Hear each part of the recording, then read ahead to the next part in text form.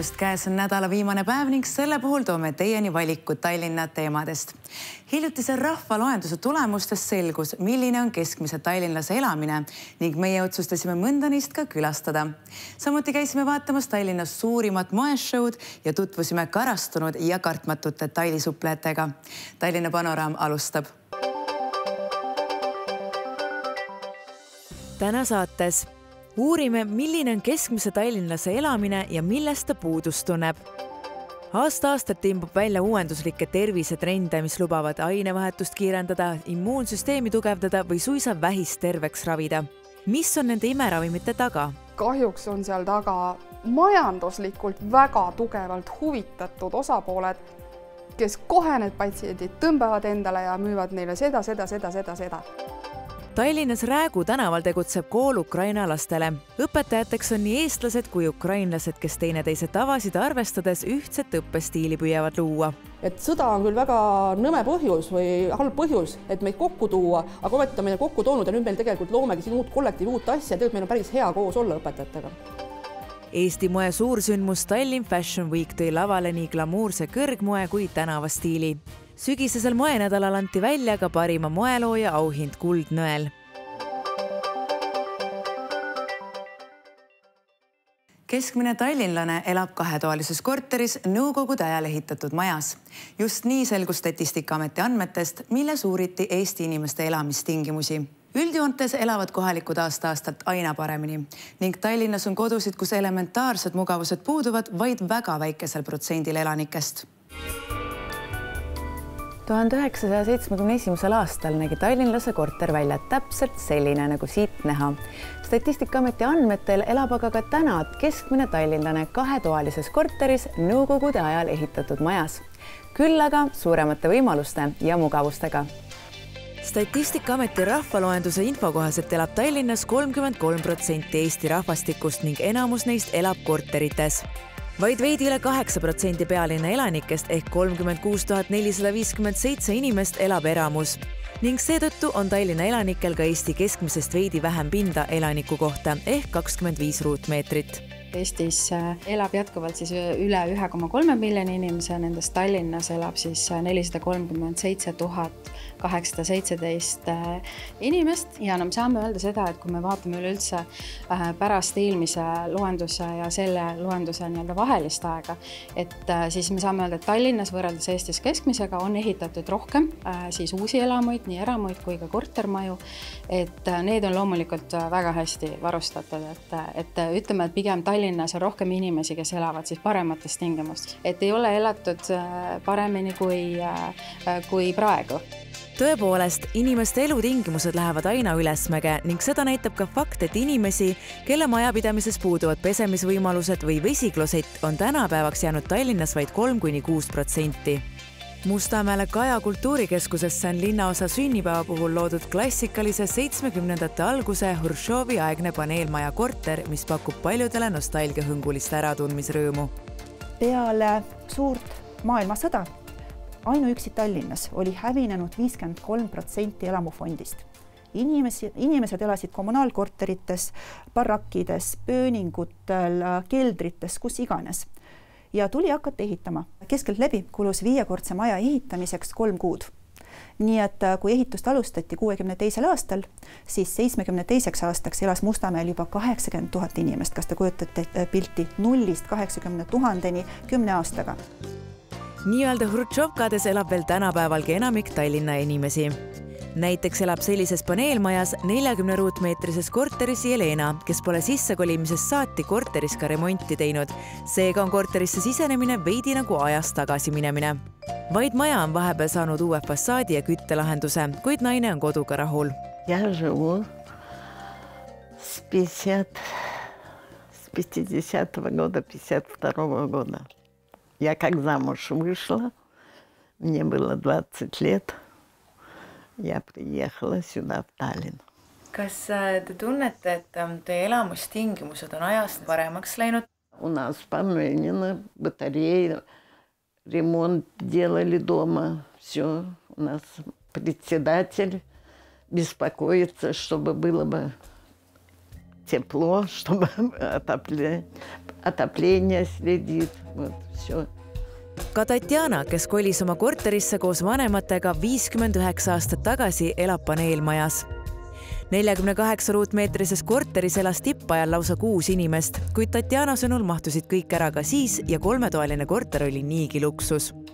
Täna tunneb ta puudust vaid uuest parketist ja mõne väiksema töö tegemisest, mis raha taha jäänud on. Uuem tehnika pole tema sõnul oluline. Elus ma olen ikka rahul, aga raha on vähe, et see väike pension.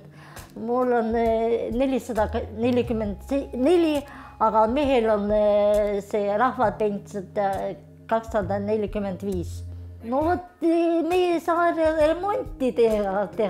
Me teeme natukene, aga vaadake, missugune parandan. Te elate 5. korrusel ja siin majas ei ole lifti. Kas teil ei ole raske siit iga päev üles alla käia?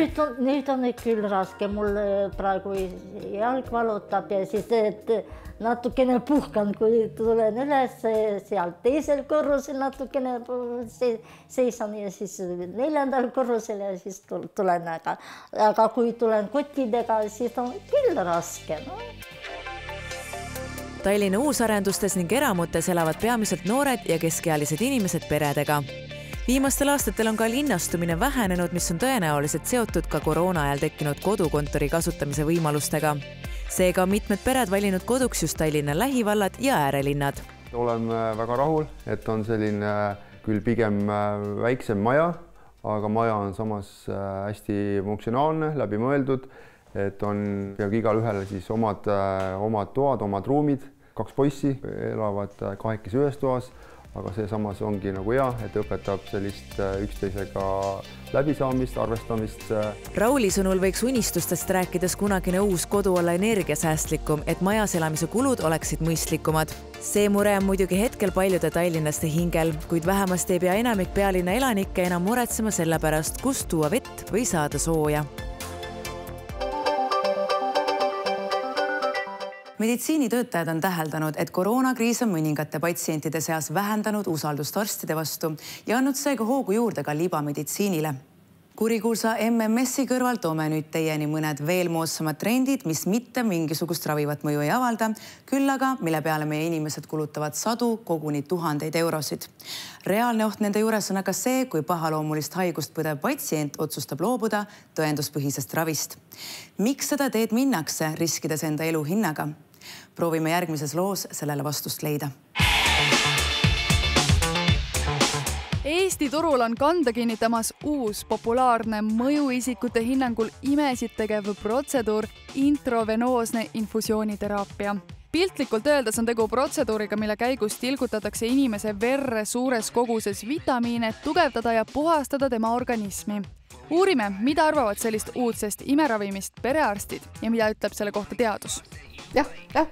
Kõndisin mööda tänavat, mõtlesin, et võiks midagi huvitavat proovida. Lähme proovime vitamiine veeni. Davai, yes. See on ainult raha raiskamine. Teadus ütleb, kui sa sööd enam-vähem normaalselt, siis on väga keeruline saada vitamiini puudust. Ja kui me nüüd vitamiine tarvitame üle selle määra, siis need vesilahustuvad vitamiinid, need uriiniga tulevad välja, ei ole nagu probleemi. Selle asemel, et vett veeni lasta, selle asemel võiks vett juua. Selle asemel, et C-vitamiini veeni lasta, võiks minna osta 2 apelsini või paar paprikat süüa. Et sealt saab igast palju muid aineid ka, mis on tervisele vajalikud. See on lihtsalt täiesti mõttetu tegevus.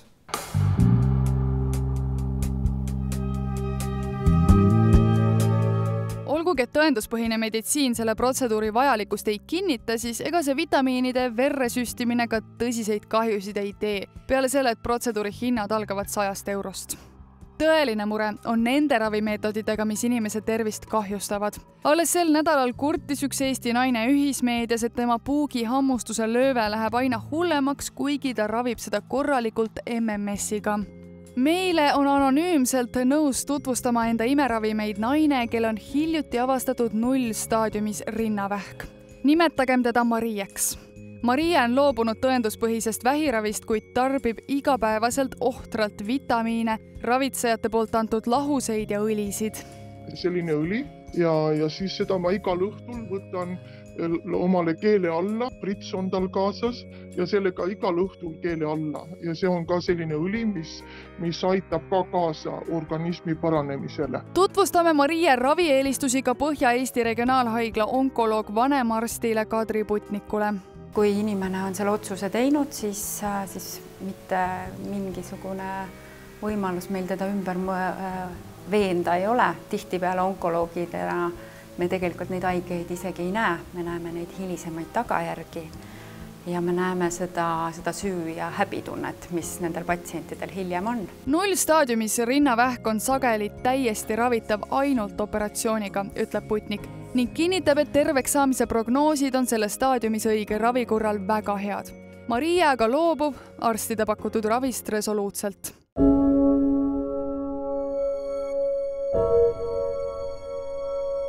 Perearst Piret Rospu ütleb, et neid patsiente, kes ühest või teisest ravist loobuvad, leidub enamasti kõigi perearstide nimistutes. Tegelikult see COVID-i ajastu tegelikult on seda veelgi süvendanud, sellist konspiratsiooniteooriat ja seda, et justkui nagu arst ei tahakski nagu seda patsienti terveks ravida, mis absoluutselt tõele ei vasta. On näinud patsienti, kes veel päev enne vähikätte suremist ütles, et ma tulen siit välja, ma hakkan kõndima, ma saan kohe terveks. See psüühika võib olla nagu väga-väga tugevalt vastu sellele reaalsuse vastuvõtmisele. Selline kalduvus uskuda selliseid üleloomulikke jõudusid on ikka inimestel omane. See ei tähenda seda, et inimesed nüüd pidevalt ja kogu aeg oma elu jooksul usuvad nõidadesse ja nende nõuannetesse ja üleloomulikesse jõududesse, vaid võib-olla mingil eluhetkel on vaja mingisugust teistmoodi tuge, mida saab just sellise müstikaga piirneva nõuande kaudu. Kahjuks on seal taga majanduslikult väga tugevalt huvitatud osapooled, kes kohe need patsiendid tõmbavad endale ja müüvad neile seda. See on väga julm ja küüniline, mida tehakse nende inimestega.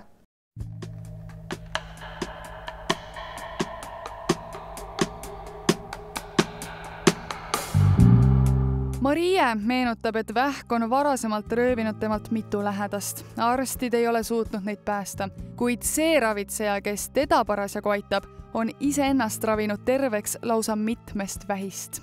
Tal on nii palju, ma võtsin isegi pilte, tal on terve sein, väga lahke naisterahvas, tal on terve sein oli diplomeid täis, kõik naturaalse meditsiini alal. Ja ta hakkas siis ennast ise kõik samamoodi nüüd kõik, mis ta mulle välja kirjutab, ta hakkas ise ennast ravima. Tal on nüüd tervis korras ja ta näitas isegi oma neid väljavõtteid mulle ja rinnavähist ta sai ka ise lahti. Olgugi, et see ravitseja küsib palju raha, siis ütleb Marie, et ta on raviga väga rahul, sest tunneb end praegu hästi. Muuseas, alternatiivravi eelistanud vähipatsiente on mõne aasta eest USA's Yale'i meditsiiniülikoolis ka uuritud. Tulemused. Alternatiivravi valinud patsiendid surid juba esimese 5 aasta jooksul 2 korda suurema tõenäosusega kui tavaravi saanud patsiendid. Kusjuures rinna- ja soolevähi puhul oli see erinevus lausa 5-kordne.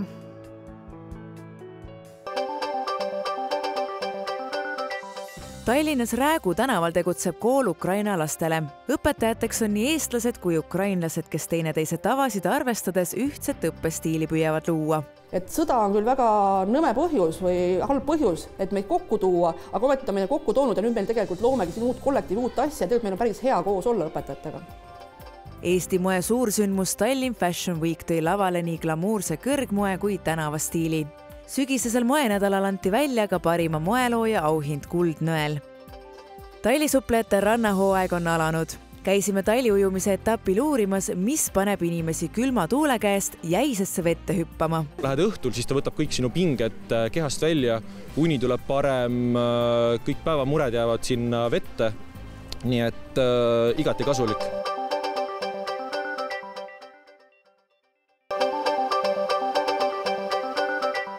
Tallinna panoraam jätkub. Aprillikuus avas Tallinna linn Räägu õppehoones kooli sõja eest pagenud Ukraina lastele.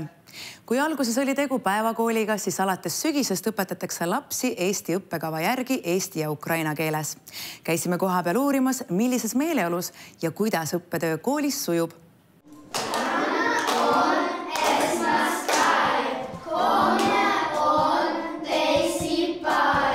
Eesti keele tund Tallinna Lilleküla gümnaasiumi Ukraina kooli 3. klassis algab just nõndamoodi. Põhiline ülesanne on esimesel aastal selgeks teha eesti keel. Õpetaja Monika Allert ütleb, et lastel läheb keelega nii ja naa, oleneb, kuidas nad on motiveeritud. See algab perekonnast, et kui perekonnad on otsustanud, et nad jäävad pikemaks ajaks Eestisse, siis nad on rohkem motiveeritud. Ja on muidugi pooled perekonnad, kes loodavad tagasi minna ruttu ja varsti ja siis seal on võib-olla vaja natukene selgitada, et miks on vaja eesti keelt õppida, sest tegelikult me ju kõik tahame, et nad saavad koju tagasi minna. Ja mina nagu räägin väga otse lastega, et see sõda kahjuks on ja see on reaalsus, et me kõik tahame, et te koju tagasi saate, aga võib ka olla nii, et jääte pikemaks ajaks siia ja siis ikkagi on vaja eesti keelt. Ukraina projektikoolis, mida nimetatakse hellitavalt ka Räägu kooliks, õpivad Tallinnas elavad Ukraina lapsed 1. kuni 6. klassini. Kooli juhi Natalja Mjälitsina sõnul on kool igas mõttes käima läinud. Lapsed on sees, õpetajad on olemas, katus on pea kohal, lauad, toolid ja isegi õpivara on olemas. Küll on aga igapäevane koolielu veel kaugelt tavapärasest koolirutiinist. Iga päev on tõesti erinev ja see tuleb sellest, et lapsed tulevad erinevatest kohtadest, meil on õpetajad, eks ju, nii Ukrainast kui Eestist on ja ka õpetajad ei tundnud üksteist, eks ju, enne. Ja me oleme kuskil ka öelnud, et tegelikult, et sõda on küll väga nõme põhjus või halb põhjus, et meid kokku tuua, aga ometi ta meile kokku toonud ja nüüd meil tegelikult loomegi siin uut kollektiivi, uut asja, tegelikult meil on päris hea koos olla õpetajatega. Kool õpetab Eesti õppekava järgi. Lapsed on saanud Eesti riigi kaitse ja neil on kohustus käia Eesti riigis koolis.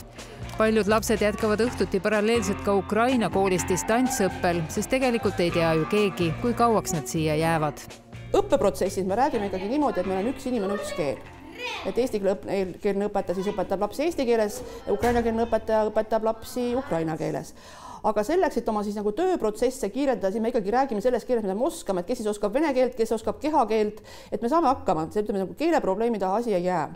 Ja samamoodi tegelikult me tutvustame siis teineteisele ka neid oma kombeid, oma tavasi ja võib-olla ongi just nagu eesti keele õpetajatele peale praegu langenud selline, ütleme nende koormus, aga nende ülesanne on see, et tuua Ukraina õpetajad lähemale Eesti haridussüsteemile. Enamus ukrainakeelsetest õpetajatest töötavad koolis alates esimesest põgenikelainest kevadel. Nii mõnedki neist on üksikud lastega naised, kel mehed Ukrainasse jäänud. 15 aastat inglise keele õpetajana töötanud Victoria on üks nendest. Здесь нравится работать, потому что здесь коллектив, да, украиноязычный и русскоязычный. Мы друг друга понимаем, и да, мы сформировали уже здесь как бы местное комьюнити преподавателей из Украины. Мы дружим, общаемся, друг другу помогаем.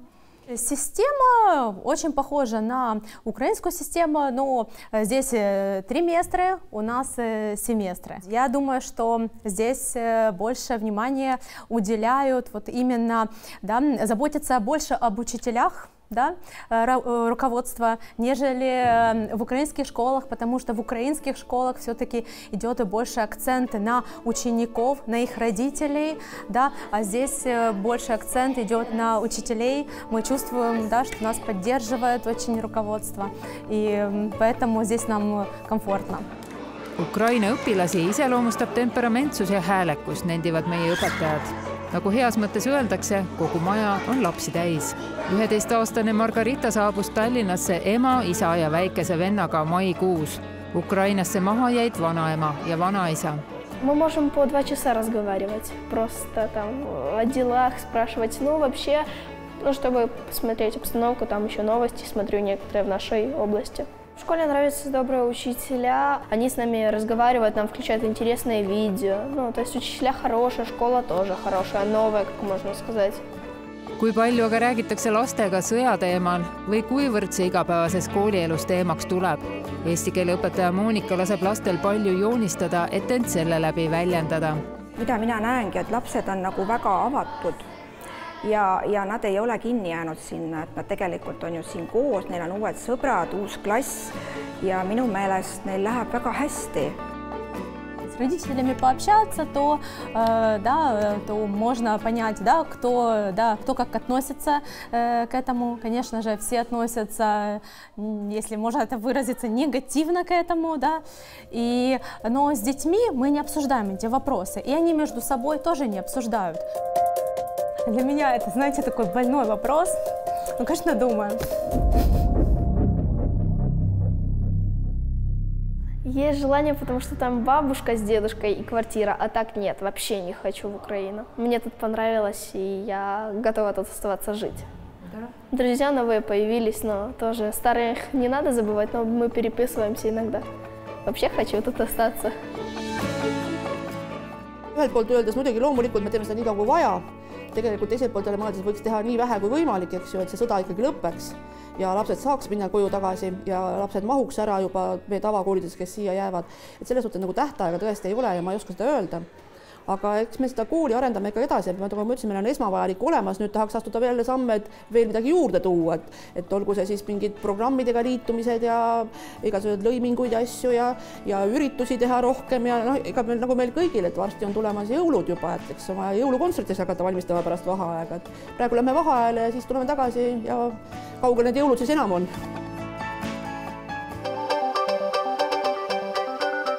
Homsest algab kooli vaheaeg ja kutsume teid osa võtma mitmetest Tallinnas toimuvatest üritustest.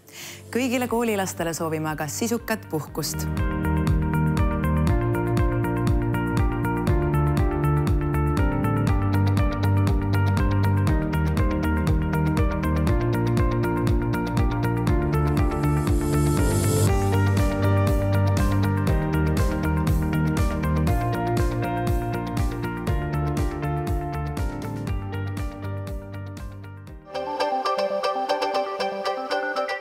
Käesoleval nädalal täitus Tallinn moega. Kultuurikatlas toimus sügisene Tallinn Fashion Week, kus Eesti moeloojad tutvustasid oma kõige uuemaid kollektsioone. Nagu tavaks saanud, anti üle ka kuldnõel. Tänavu premeeriti selle ihaldusväärse auhinnaga moekunstniku, kelle ägedat loomingut kannavad muuseas ka naised teisel pool Atlandi ookeani.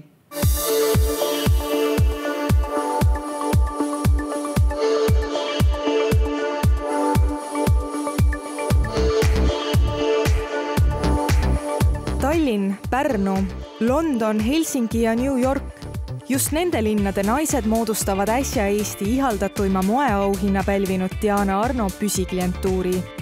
Aastatepikkune töö, pühendumus ja sihikindlus on märksõnad, mis on graatsilise iluga naise viinud sinna, kus ta on täna. Kui ma vaatan tagasi, siis muidugi mulle tundub, et see oli väga keeruline.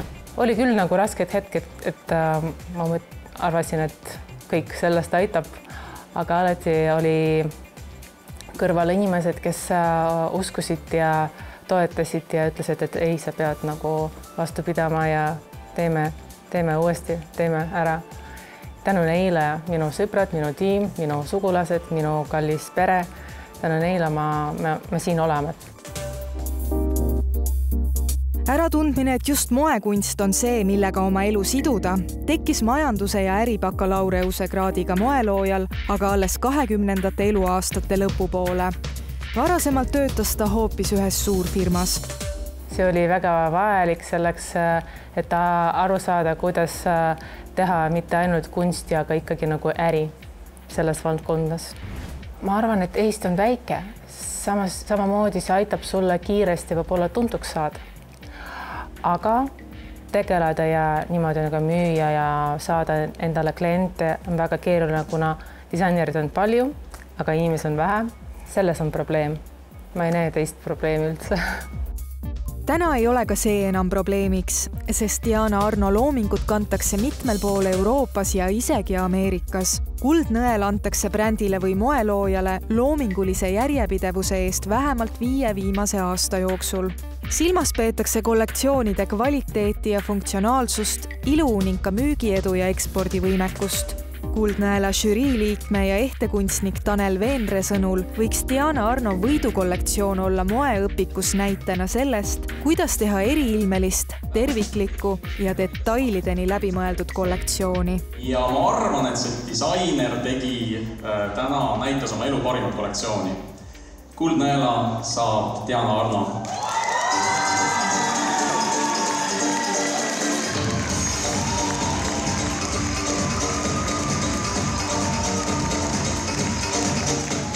väga keeruline kirjeldada võib-olla nagu, mis oli sees need viimased paar aastat, mida mulle võib-olla oli tähtis näidata ja kingida publikule ja minu kliendidele, et see, et hea tuju, mingi lootus, et kõik saab korda, et positiivsed tunned, et nad tunneksid ja inspireeriv oli selline, et ma tahtsin nagu midagi teha siukest, mis natuke nagu tõstab meid eemale nagu nendest probleemidest, mis praegu kogu maailmas on.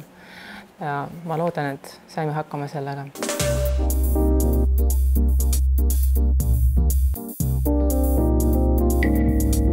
Kuldnõela auhinnale olid tänavu nomineeritud ka Liina Stein ja Vilve Unt. Mulle meeldis Vilve Unt, et ma arvan, et ta on väga suur kunstnik ja kõik need peenelt läbimõeldud värvikombinatsioonid, mustrid, rütmid, see kuidagi kogu see selline stiilide kombo ühtseks tervikuks jääda on hästi suur kunst.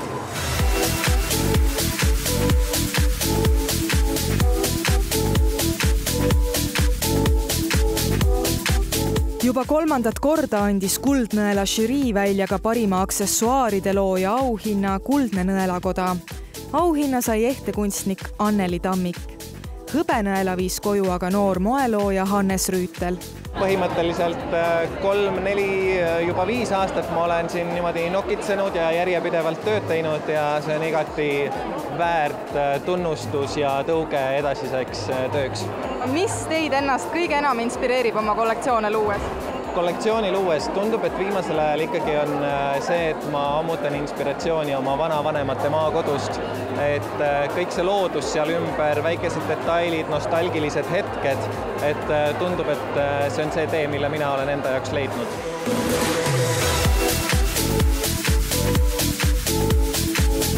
Eesti moe tähtsündmus Tallinn Fashion Week toob suurejoonelise vaatemänguga meie ette kõige uuemad kodumaised kollektsioonid. Millised on siis kuumimad moetrendid sellel sügisel?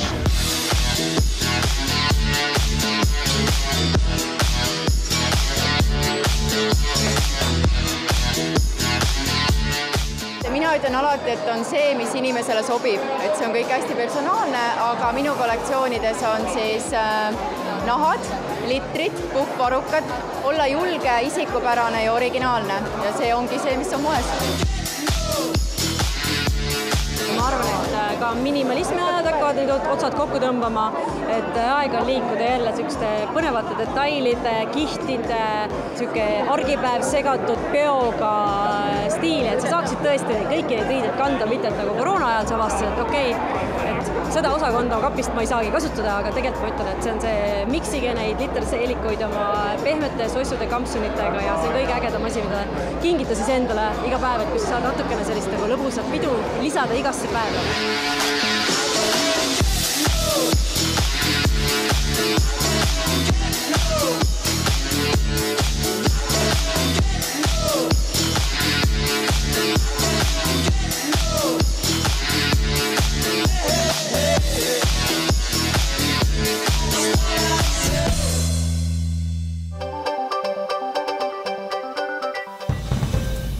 Ajalehe Pealinn värskest numbrist saate lugeda, miks peaks korteriühistud just praegu mõtlema kaugküttesüsteemiga liitumisele.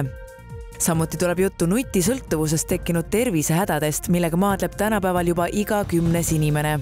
Ning Pealinn teeb ülevaate ka koolivaheaja tegevustest, mis ei hõlma telefonis või arvuti ees istumist. Ajalehte saab lugeda juba homme.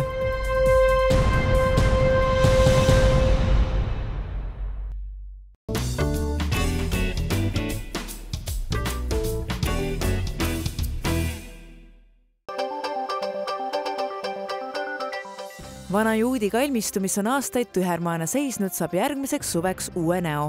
Koostöös Tallinna linnavalitsuse volikoguga ning ka kohalike elanike kaasabil otsustati, et siia tuleb rajada memoriaalpark.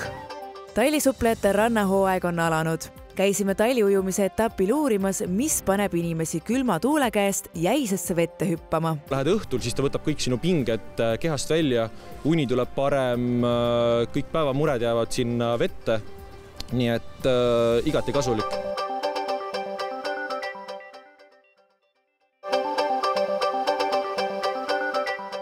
Tallinna panoraam jätkub.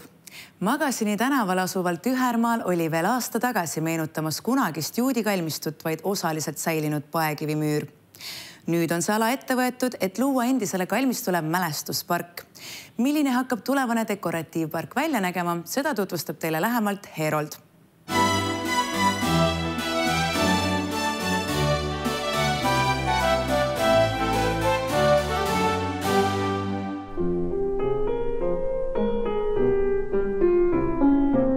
Muinsustervitus. Me oleme täna tulnud Magasini tänavasse, siselinna kalmistu kõrvale, mille üks osa oli kunagi vana juudi kalmistu. Ja nagu tekstid ütlevad, siin on esimene etapp selle vana juudi kalmistu rekonstrueerimisel on tegelikult juba valmis jõudnud, aga teine seisab veel ees.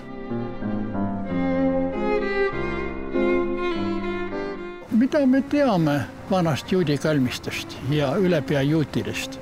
No, mõni üksik neist on teada elanud siin ja liikunud ja äritsenud 1400. aastate lõpus. Aga rohkem tuli neid siia juba tsaari Vene ajal ning mõningate andmete kohaselt maeti siia juba 1790. aastatel. Aga need vanad dokumendid viivad meid siiski aastasse 1865 linnaplaanile, kus see ala, mis on praegu siin kivimüüriga piiratud, moodustaski juba sellesina see vana juudi kalmistu.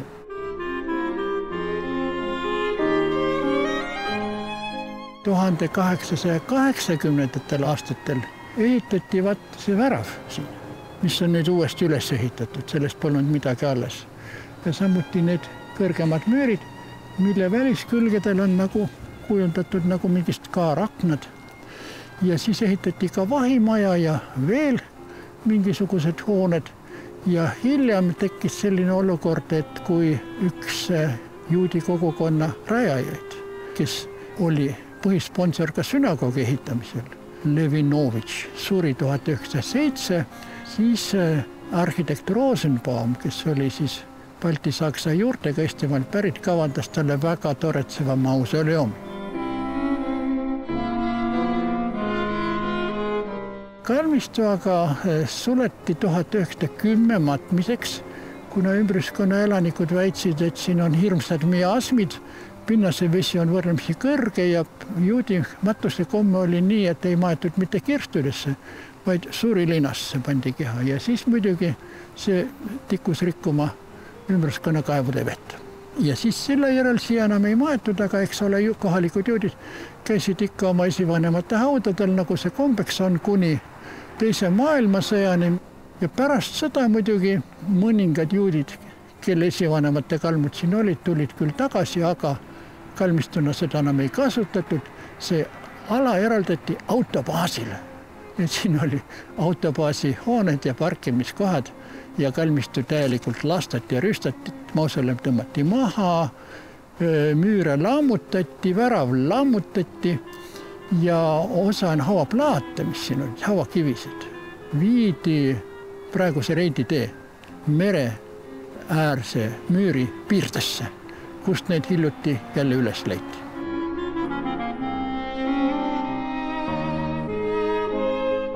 Autobaas lõpetas oma tegevuse juba üsna ammu. Ala jäi nagu laokile, aga kuna Tallinnas on ikkagi taas toimekas ja tegutsemisvõimeline juudi kogukond, siis koostöös Tallinna linnavalitsuse volikoguga ning ka kohalike elanike kaasabil otsustati, et siia tuleb rajada memoriaalpark. Taastatakse müürid ning tehakse niisugune haljas maa, mis on osaliselt nagu siin sissepääsu juurest lausa niisugune pargiline puhkeala ja tagapool tuuakse nähtavale ka maa seest välja tulnud selle Levinovitši vägeva mausoleumi alusmüürid ja trepid ja veel ühe hoone alusmüürid, mis on nüüdseks juba välja kaevatud.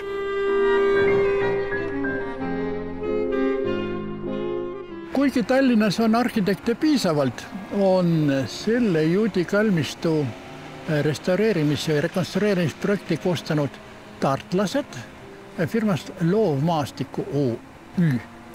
Ja nagu te näete, Siin on välja pandud ka juba selgitustahvel selle Sinase kalmistu looga ja tema hävitamise ja taastamise looga.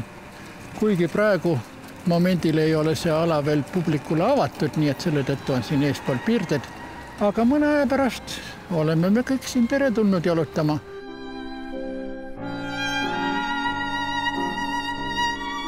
Tänapäeval, mil ehitatakse betoonist, terasest ja klaasist, on siin rõõm näha, et paekivi müüri ladumise traditsioon ei ole Tallinnas veel välja surnud ja on meistrid, kes seda tööd väga hästi oskavad. Ja praegu nende töödega on päriselt valmis saadud kogu territooriumi ulatuses. Siin kõrvalt korrastatakse veel kõnniteid.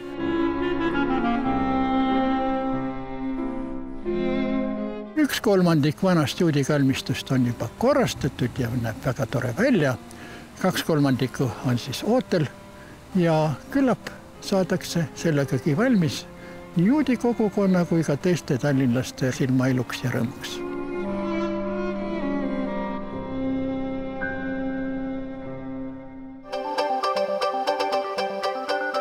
Rannahooaeg on alanud.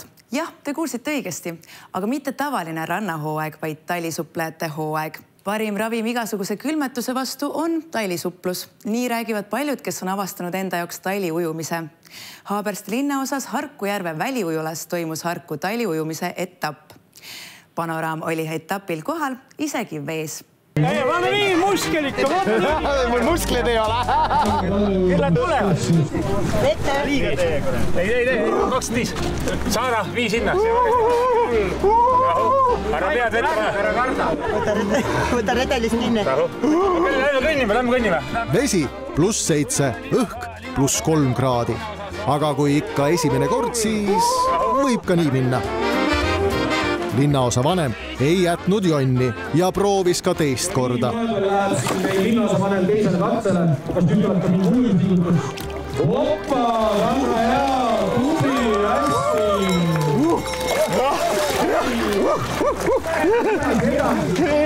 Edasi ei saa. Minu endaga on selline lugu olnud, et kui ei olnud veel ühtegi korda sellega kokku puutunud, et siis see tundus selline paras väljakutse ja siis esimesed korrad olid ka suhteliselt sellised ebaõnnestunud, et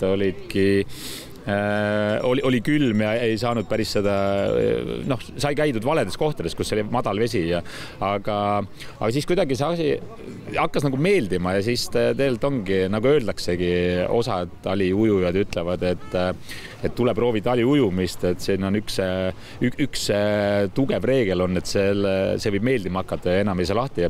Kõige olulisem ongi iseendaga rahu teha ja ära otsustada, et jah, ma tahan seda teha, sest kui teha seda nagu sunniviisiliselt, siis enamasti see lõppemotsioon ei pruugi jääda kõige nagu mõnusam. Aga oluline on seda kohta tunda, kus seda teha. Näiteks siin välibasseini juures on ta selline hea, turvaline ohutu, kui aga minna kuhugi rabaservale, merre või jõe äärde, et siis eelnevalt võiks teada, et kuidas need veeolud seal on, kui kiiresti läheb sügavaks.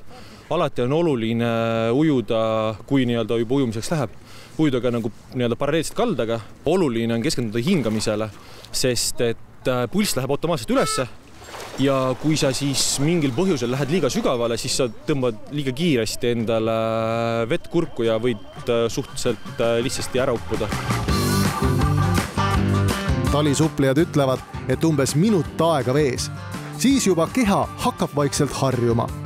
Mis oleksid siis talisupluse meelespea ABC, mida veel teadma peaks? Kui sa oled natukene vägijooke tarvitanud, et ära ujuma mine, see käib ka siis tegelikult aastaringse ujumise kohta, mis on ka suvel, et ära purjus peaga me ei uju. Niisugune teada-tuntud reegel, siis tali ujumises võiks olla üks oluline asi see, et ära mine kunagi üksi, et vaid ole vähemalt kahekesi, et kui midagi peaks juhtuma, mingi terviserike, et sul oleks selline esmane abi käe pärast. Malle Elvet on vägagi tuntud ja tunnustatud taliujuja. Malle on ka Hiinast koju toonud medaleid taliujumises. Vastupidavast külmetushaigustele ja liigesed on natukene leebemad. Külmkambris ravitakse ju liigeseid ka ja pärast seda, kui ma hakkasin ujumas käima, natuke leebemaks läksid liigese asjad. Millal sul viimati nohu oli? nohu oli septembri alguses. Aga see oli niisugune hästi ootamatult ja tugev, jah, niisugune. Et sa soovitad kõigil tegelikult taliujumist kas või proovida?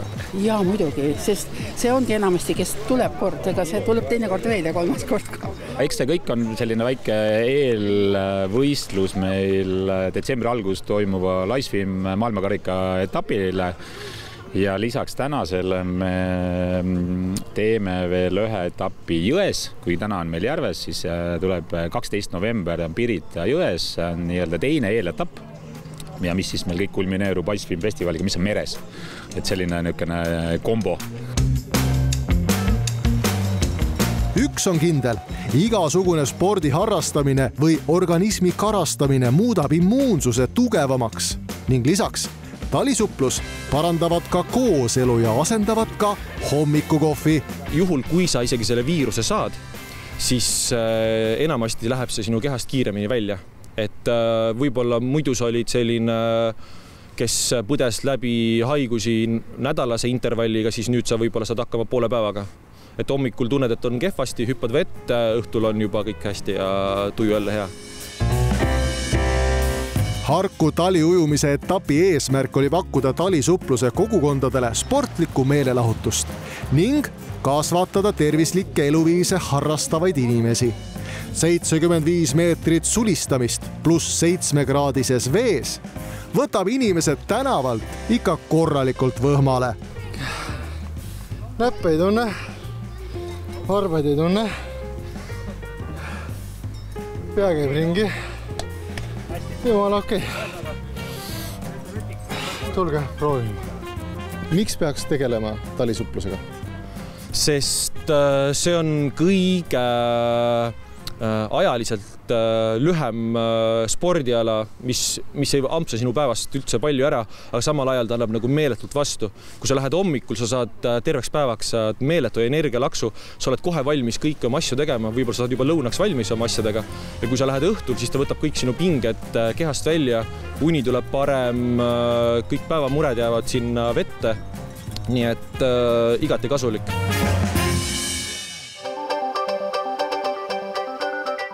Tallinna Panoraam on selleks korraks lõppenud. Uued teemad toome teieni taas järgmisel nädalal ikka samal ajal. Seniks aga ilusat õhtu jätku ning hubaseid sügisõhtuid ka järgmiseks nädalaks.